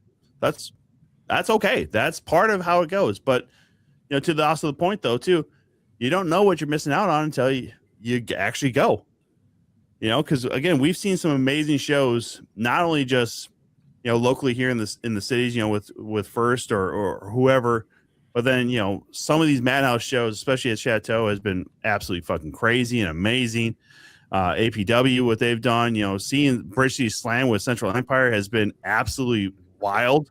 And being involved with that, I mean, it gets so crazy with when you see these fans, but it's good to have multiple options. And I think that's the biggest thing too, is, you know, when you think something's stale, you could always change. You could always go watch something else. There's no reason you should just be like, oh yeah, I'm ESPN until I die. Like, well, what about like when FS North or whatever was the thing, right? Like, oh, what about the regional guys? I don't care about regional sports. It was like, well, all right, I guess. I think one of the things you got to remember though too is that AEW is not a publicly held company like WWE is, and so they have more masters to answer to at WWE, which has a tendency to homogenize the product down more. Mm-hmm. That's why we get to see so much blood, whether you like it or not, with AEW. That obviously is only truly accidental blood for the most part with WWE, and we all know that, like Tom said, we work with these promotions. The less restrictions you have, the more out there you can get, the more you can make things interesting for people. That's one of the things when we do those Madhouse shows, the people that do go to them say how much fun, how much it's stuff that they've never seen, and not to say that again one's better than the other, but when you have that many masters that you have to answer to, it just makes it, you're in a position where you don't want to do anything that's going to make the third guy on the ladder, who really doesn't have shit to do with anything, if he doesn't like it, now you got to answer to him. Very true. Very true. I mean, I think that's part of it is too, is like, AEW's biggest worry is whether the network wants them or not. And now it's going to be even more convoluted if all that from Discovery or whatever, or, HBO Max ends up going to Netflix. It's going to be a bigger fucking problem and ordeal that way too. So, but yeah, you're right. I mean, stakeholders being what they are, who you got to answer to, it's not just the fans. We understand that, and again, Nela, you're definitely right too. I would rather sell 6 tickets to a family than 1 to some mark who wants to go. Like we see it all the time with, especially the APW shows in Waterloo. You're going to see a lot more families. It needs to be a family friendly product. And Chateau, you see plenty of kids, but we also understand that Madhouse is a little bit different. It's not necessarily geared towards 100% the young kids. It's not going to be explicit per se, but it's going to be one where there's going to be a little bit more realism to it. The chair shots, the door, spots or whatever. So, yeah, I mean, that's the thing. There's always something out there for everybody, and it's just crazy when you say like, "Oh, I'm a WWE guy for life. Like that's all I watch. Fuck AEW." I'm like, but for real, like, there's opportunities there, man. Like, it's not that people are working. That's another thing too. Like, you forget sometimes it's just nice to have people working. I mean, like JR and I will never work Acme, but hey, I'm glad that they exist. Well, and then it goes both ways. It's just like I laugh when people will be like, the fucking box, the fucking these guys, and it's like, so what? You just hate fucking Steen? You just hate fucking El Generic because they're in WWE? You hate them now? Like no, like come on, they all came from the same place and they were kicking ass then. You support them now on both sides because. And that's the thing where I have more trouble too. I don't try to these people have no fucking say on what they're told to do. Both sides, really. I know AEW has a lot more freedom, but I think we've also kind of learned that freedom's kind of gotten cut in half since Tony Khan's taken complete full reins. But still, at a certain point, these people have to do what's expected of them, and they just want to wrestle and make money. Mm-hmm. So it's like, dude, you got to support everybody. Like, I don't know. Well, it goes back to what we talked about earlier with the football. Go ahead. Oh, I was just gonna say the Jericho Cruise Facebook group chat, or not chat, but just that page is like the worst for it. And I get it. A lot of the people who went on there had been on it since the beginning, and it was before AEW was a thing. And the very first one, it was all those all-in guys and the fucking indie stuff and the Bullet Club and all that bullshit. And I get that, but like. Some of these people who are just like outright like, fuck this cruise, I won't buy it until I know where he's going, and blah blah. And it's like, why? The prices are out, So if he did sign with WWE, it's not going to all of a sudden be like, hey, y'all owe us another $3,000. Like, they can't do that. B, if you've been on it before, you know it's going to be a great time still, regardless. Yeah, I get drunk every fucking time. Too much. Like, way too much alcohol. It's so and again, like, okay, so say he does bring a couple of WWE guys in, like, if he even got any main roster guys, that'd be fucking crazy. But you tell me if you see like fucking Otis and Tozawa walking around on the Jericho Cruise, you'd be like, fuck you. You're not. I'm golden black all day, baby. AEW. But like, no, you're gonna be like, oh my god, it's Otis and Tozawa. Like, vice versa. If someone who's like, fuck AEW, I'm a WWE, and then they go on the belt and they're like, oh my god, it's fucking Kenny Omega. Oh my god, it's fucking Adam Page. Like, yep. Shut up. You like wrestling, you like wrestling. But they're not going to keep that same energy. And they're not. You know, they won't. And that's just it. There's different styles of TV and what you see. Yeah. Again, I come from a time where, like, JR, you know, too, from territories, you only really got to see what was in your area. Yeah. Or for me, it was WWF and WWC or WCW, because that's the two channels I had. Mm-hmm. I watched it both, and if I found a third, like, somehow stumbled on, like, I remember for I got like, TNN all of a sudden. Holy shit, ECW. I just remember like ESPN putting like an AWA show on from Vegas, and I was like, holy shit, there's wrestling on, and it's not the two I always watch. I'm gonna watch this. Yeah, ECW terrified me when I first heard about that thing, because I was so accustomed to WWF, WCW. I said, "What is this?" I watched. I was like, "No, I can't keep up with this. This is too rowdy for me." But that's the thing. Like, now we have so much wrestling that we can consume, and there's so many great talent out there on the indies and even on that high level. That's like, why are we all fighting about which is better? Like, appreciate the fact that you have all of this at our fingertips, and every company out there has something great to offer. And you're not gonna. It's like every fucking movie and TV show. Like, yeah, maybe you guys loved every fucking Avenger movie, but I'm pretty sure you could find one part of every Avenger movie that you're like, could have done without that. Russ Food. That wasn't comic books. Yeah. You know what I mean? And that's, well, it's like Marvel, DC, all that. I'm like, dude, stop. Just stop. It's rough. It's rough being a wrestling fan out here. And it's more rough for us being a podcast in wrestling that we appeal, and we are trying to have wrestling fans come to us, and also being involved in the world of pro wrestling and wanting these people to pay to come see us and pay to be at our shows and pay to support our people and all this, that it's like, it's such a fucking double edge for us, because there's some days, dude, man, I don't want to see no one talking about wrestling when I open my Facebook or Instagram, because it's going to be just people talking out of their ass. And it's like, stop. Yep. Stop. Hey, shout out to Malice. He's been with us the whole time, bro. That's crazy. How drunk are you, Malice? Speaking, I'm probably gonna hop off soon because I want to catch the last 15 minutes of NXT. Like, I've been watching. I love NXT. The last year. So Ruka's gonna be a fucking tear. Oh my god, she's amazing. She's gonna be a fucking tear. That women's division alone is so loaded. And you guys nailed it. Me and Tommy even said it in our Rumble Go Home show, and I think at the Rumble stream.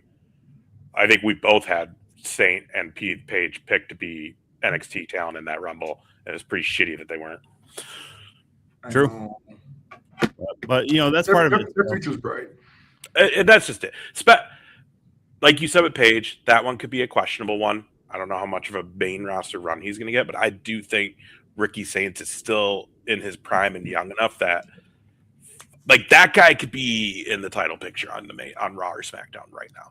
He's so good. And we knew this from the indie scene and again from AEW. From NWA, for God's sake. And NWA. Like, none of this is a secret. And they know that. That's why he's there. So, like, pull the fucking trigger, guys. Yeah, it is a shame and stuff for the fact that we didn't get to see any NXT guys. You know, but that's whatever. I get it. You know, like, oh, well, you know, they're not going to win anyways. Like, yeah, but that could be still pretty fun if they get towards like the final three, like a Sol Ruka did, where, well, shit, well, what if she wins? Like, that means she's going for the NXT title, or does she come up main roster? Which, hey, again, there's always that fun what if. That's why you bring them up. because you never know. Even the surprise, you're like, hey, that guy doesn't wrestle here. Like when Mickey James appeared, or even Jordan Grace before she was signed, right? Like those are TNA talents. Like, what if they I just hate that we know that they're going to turn on her so soon. And it happens every time. They love her and they're just going to turn. I don't know, but she's amazing. But they're going to find a way to turn on her. It just happens every time. Every time. It's clockwork. Well, Lash Legend's definitely getting propped up for something here. I think it's going to start with her beating up Nia to just have that dominance, but they already gave that to her at the Rumble. But I think she's, and I feel shitty saying this because I will admit this, you guys, before we head out of here. We have criticized Nia Jax a whole ton in the past few years on this show ever since she came into the wrestling scene. Like, no, and the wrestling good reason, and the wrestling world has as a whole. Yeah, I will say she has gotten better. She has been putting the work in. You can see that because she's losing weight. She's getting smaller. She's getting more athletic. She's getting quicker. She's got a great. She'd always had the knack for like the acting side of it. You know what I mean? Yeah. A hole. A hole. Yeah, like that. It's so great, but like, yes, beating it would have been money. Would fucking do whatever for Lash, but like Lash Legend is kind of, I think, what they wanted Nia and maybe even Jade to be. Because let's be honest, what's going on with Jade? So I really think Lash Legend is the one that's going to be like, okay, well, it didn't work with Nia. It's not working with Jade. All right, we got Lash Legend's going to be that one. She's it. Yeah. And honestly, they're probably onto it because she is great and she's better than both of them. Oh, yeah. Miles ahead of fucking. Sorry, I will not get off the boat. Jade Cargill is still all looks. She's not. And good.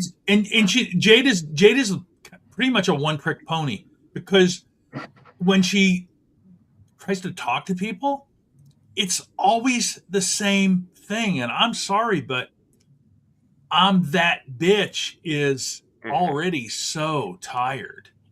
And the other thing too is Naomi was doing that without actually having to say I'm that bitch, and it came off way better and way more real because also it was like, it's my time finally. I've been here and I've never been a Naomi fan. You guys know this. Yeah. But holy fuck, Naomi, give me that all day over Jade Cargill. Like, give me Naomi and Lash Legend. That is a Mania match we'll see someday. I mean, I would prefer to see Lash Legend versus Bianca Belair first, but, sure. I love Bianca. It depends on rosters. True. I mean, hell, I would love to see Lash actually just go against Charlotte because I think that would be a hell of a match too. Like, there's a lot of possibilities for Lash. Yeah, there's a lot. And the rumor is we might get Bianca at Mania. So beautiful. Hell yeah! I mean, they got 2 nights to fucking fill. Plus, they got 2 nights of SummerSlam. So who knows? Some of those matches we may want WrestleMania. They might just all of a sudden be like, we're going to prolong this to SummerSlam because we got 2 nights again. So this kind of came out though. They were talking about the Rumble for next year, and they did say it's going to be stateside, and they also did say it's not going 2 nights. So if that holds true, depending where they go, because how long until it does go 2 nights if they don't do it this next one? Dude, I might pull the trigger and you might see me at the Rumble in January. Because that's the bucket list. I want to go to War Games, but like I have to go to a Rumble at some point. I have to. I've wanted to since I was like 5, 6. Whenever the first one was. What was that? 80. What was it? 8 JR. Oh shit, I don't remember. It was 80, 86 or 7, yeah. 86. Damn. So like I wasn't even born. I have to be at one someday. And I don't want to go when it's 2 nights. 88. Mike says 88. So like that's the show I'm chasing. So again, if it's stateside and it's 1 night, old Ace here might pull the trigger and buy himself a late Christmas present next year to the Royal Rumble. Boys, I got to pull the trigger. I got to catch the last 10. Sounds good. Thank you for coming on with us, Mr. Champion. Love it, Nela. We love having you on here, brother. I apologize Later, dude. that we probably didn't stick to plan or anything, but This was the plan. It's okay. This was the plan. This is why we do it, because we there is. we were going to talk Super Bowl, and then we were just going to talk wrestling. So this was perfect, brother. Love you. guys, appreciate y'all. See y'all soon. And all of you, thanks for watching. Yeah. You guys got anything coming up? No, not until the 27th. 27th, we'll both be in Bismarck. I don't know. I might have something on the 28th, but it's going to be real tough because I reached out. Mike Marvell, Booker Extraordinaire, sent out some avails for me, and I'm like, might be able to do the 28th depending on what time it is, but it's also in Alma Center, Wisconsin, which is 2.5 hours away from me. So it's like, oh, so if I'm going to drive 6.5 hours back to go 2.5 hours that way, it's like, and it's supposed to be a clean, like family show. I'm like, ooh, that's you. Tell your Bible stories. Yes, I'll tell my Christian college stories. Like, hey, you guys want to hear about this? and then after they're gonna be like, hey, do you want to come to do a prayer circle with us? And you're like, got fucking beer in your hand or a whiskey, like, okay, I gotta go. Yes. All right. Love you, Jesus. Everybody, thank you for watching. We'll see you next week. Bye bye.